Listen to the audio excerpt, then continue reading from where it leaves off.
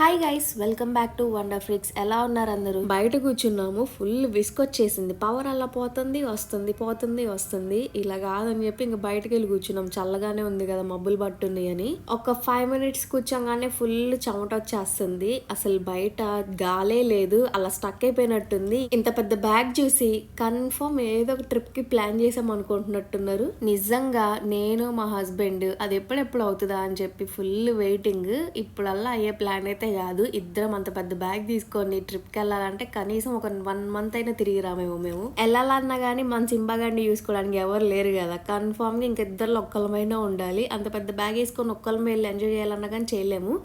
ఇప్పుడు నేనైతే ఏం చేస్తున్నా అంటే, ఈ మధ్య మా ఇద్దరు బట్టలన్నీ సార్ట్ అవుట్ చేశాను. మేము వేసుకొనివి ఇచ్చేసాం. మా హస్బెండ్ బట్టలు అయితే కొన్ని ఇచ్చేసాడు, తను వేసుకొనివి. ఇంకా నేను కూడా చూస్తున్నా, నా ఈ ఫ్రాక్స్ అవన్నీ ఇప్పుడల్లా అసలు వేసుకోనవి కబోర్డ్స్ లోనేమో వేసుకునేవి అన్ని మిక్స్ అయిపోయి ఉన్నాయి. అందుకే అసలు ఇప్పుడల్లా నేను వాడనివి అన్ని తీసి ఈ బ్యాగ్ లో పెట్టేద్దామని చెప్పి ఇంకా తీసి సర్దుతున్నాను. ఈ రూమ్ లో బాగా లైటింగ్ వస్తుంది. ఇక్కడ ఈ బట్టలన్నీ అడ్డం పెట్టేశాను. అదేదో ఈ కబోర్డ్స్ లో స్కిన్ కేర్, మేకప్ సంబంధించిన అన్ని ఇక్కడ సర్దేసుకుంటే నీట్ గా బాగుంటది కదా అని చెప్పి ఇవన్నీ తీసేస్తున్నా.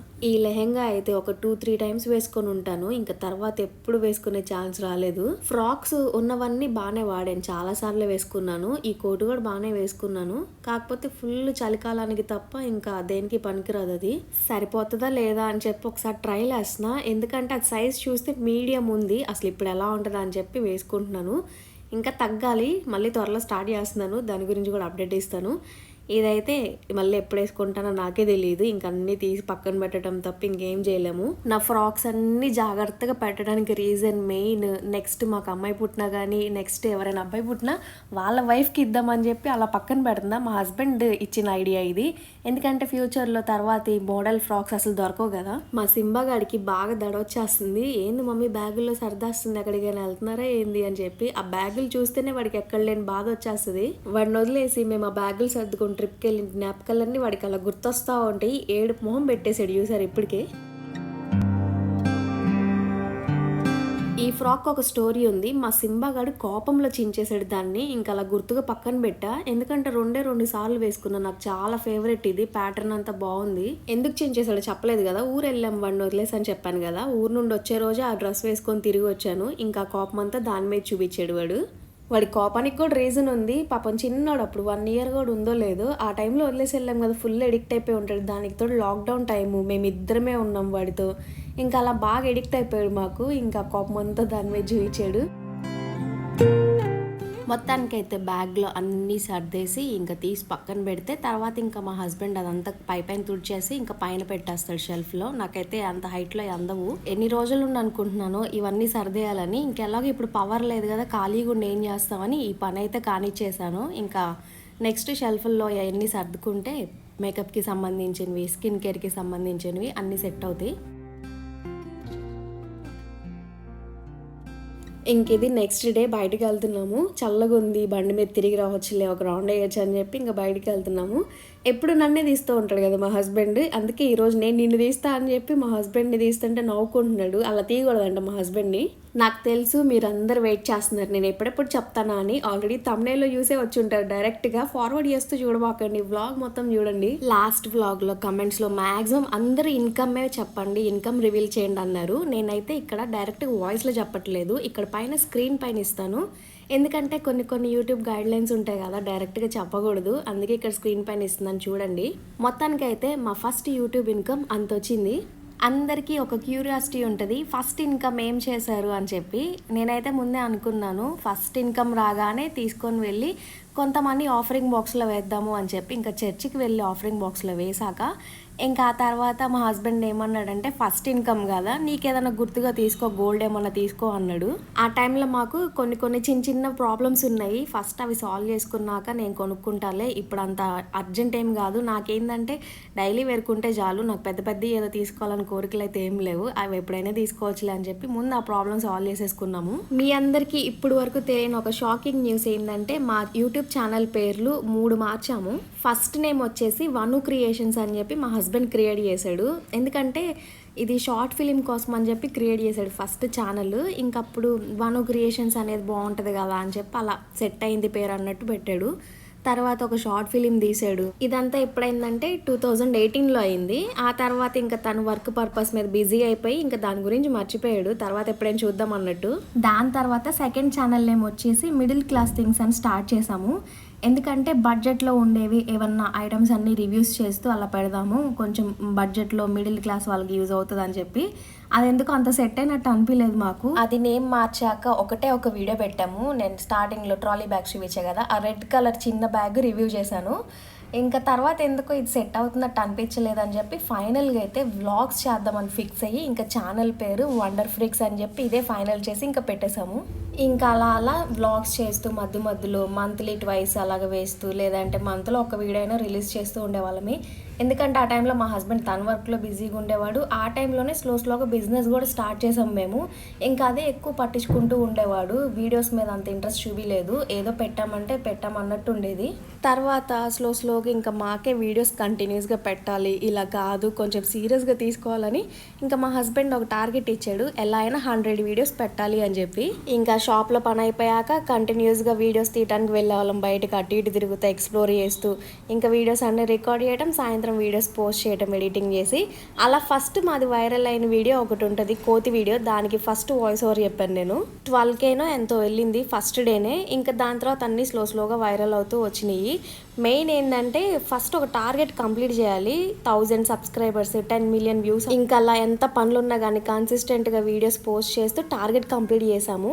మాకు మానిటైజేషన్ అయ్యాక కూడా వెంటనే మాకు యూట్యూబ్ ఇన్కమ్ అయితే రాలేదు. ఒక 4 మంత్స్ అయితే పట్టింది మాకు. ప్రొసీజర్ అంతా కంప్లీట్ అయ్యి కొన్ని మిస్టేక్స్ ఉండటం వల్ల మధ్యలో అవన్నీ క్లియర్ చేసుకొని ఇంకా కంప్లీట్ చేశాక ప్రొసీజర్, ఇంకప్పుడు గూగుల్ నుండి యాడ్సెన్స్ ది లెటర్ వచ్చింది. అసలు యూట్యూబ్ ఇన్కమ్ కన్నా ముందు మాకు సిల్వర్ ప్లే బటనే వచ్చింది. ఇన్కమ్ దానికన్నా ప్లే బటన్ వచ్చినప్పుడే చాలా హ్యాపీగా ఉన్నాం మేము ఇద్దరమే. ఎందుకంటే మేము ఫస్ట్ వీడియో స్టార్ట్ చేసింది కూడా ఇన్కమ్ వస్తుంది అనే దాంతో స్టార్ట్ చేయలేదు. అసలు డబ్బులు వస్తాయి అన్న మ్యాటర్లో మాత్రం మేము స్టార్ట్ చేయలేదు. ఏదో ఇంట్రెస్ట్ ఉంది, యూట్యూబ్ వీడియోస్ చేయాలి, వీడియోస్ వైరల్ అవ్వాలి, యూట్యూబర్స్ అవ్వాలన్న కోరిక ఉండేది. 2018 నుండి చేస్తుంటే మాకు 4 ఇయర్స్ తర్వాత దాని రిజల్ట్ వచ్చిందనమాట. మేము అసలు మధ్యలో ఏంటి ఇన్ని ఇయర్స్ అయినా కానీ వీడియోస్ వైరల్ అవ్వట్లేదు అన్న అసలు థాట్లో మేము ఆపేయలేదు వీడియోస్. ఇంకా చేద్దాం, సక్సెస్ అదే వస్తుంది, వచ్చినప్పుడే వస్తుంది, మనం అయితే ఆపకుండా చేద్దాం అన్నట్టు చేసాం మేము. మా ఫస్ట్ యూట్యూబ్ ఇన్కమ్ ఎంత వచ్చిందని చెప్పాను కదా, ఇప్పుడు సెకండ్ యూట్యూబ్ ఇన్కమ్ రివీల్ చేయాలి అంటే ఎంత వచ్చిందని. ఈ వీడియో కింద 2K లైక్స్ టార్గెట్ ఇస్తున్నాను. మీరు 2K లైక్స్ కంప్లీట్ చేస్తే నేను కన్ఫర్మ్గా ఆ వీడియో కూడా పోస్ట్ చేస్తాను.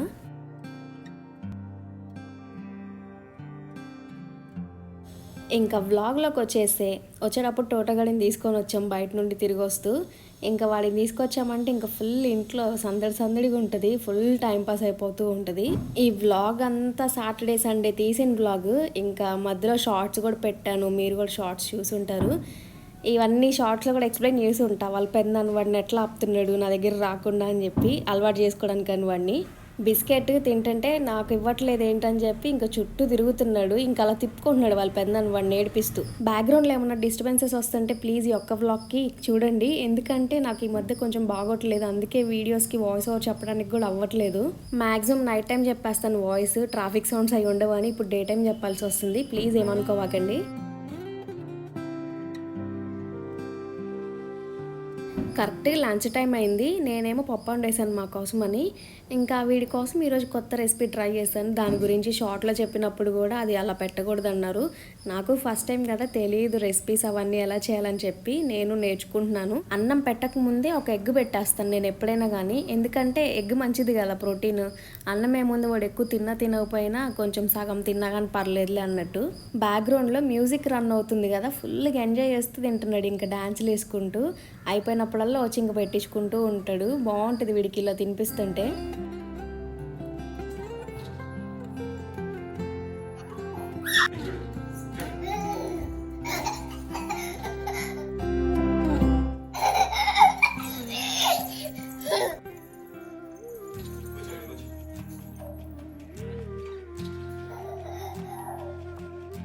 వాడికి ఎందుకో ఆ గేమ్ బాగా నచ్చింది. కూర్చొని ఉంటే ఊరికి వాళ్ళ పెద్దన్న వాడి మీద నుండి జంప్ చేయంగానే నవ్వుకుంటున్నాడు ఫుల్గా. నచ్చినట్టుందని చెప్పి ఇంకా ఆడిపిస్తూ ఉన్నాడు అలాగా.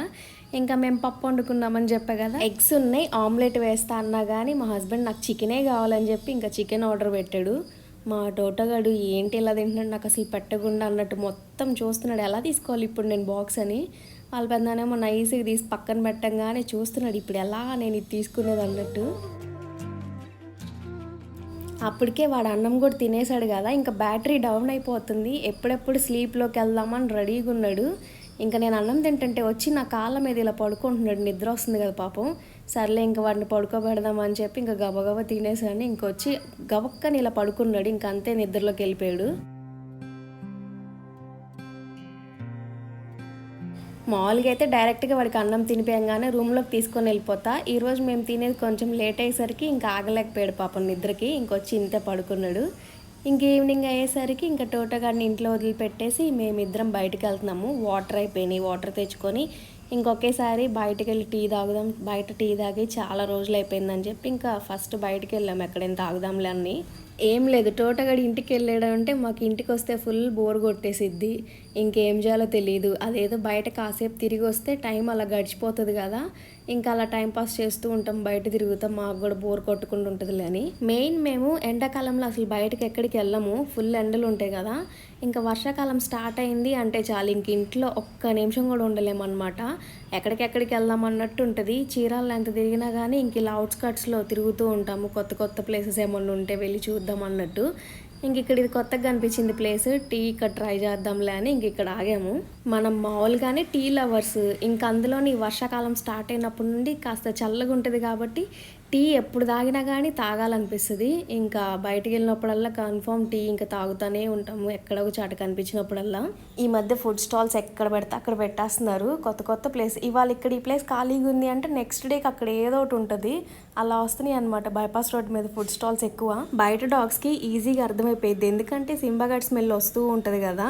ఇంకెక్కడికి వెళ్ళినా కానీ డాగ్స్ ఉన్నాయంటే వచ్చి ఇలా ఎదురుగా ఒకటైనా నుంచి ఉంటుంది. వీడియో అయితే ఇక్కడ ఎండ్ చేస్తున్నాను. నచ్చితే మర్చిపోకుండా లైక్ చేయండి, చెప్పాను కదా 2K లైక్స్ చేసేయండి. కొత్తగా ఎవరైనా చూస్తుంటే మా కంటెంట్ నచ్చితే సబ్స్క్రైబ్ చేసుకోండి. నెక్స్ట్ వ్లాగ్లో కలుద్దాం, బాయ్.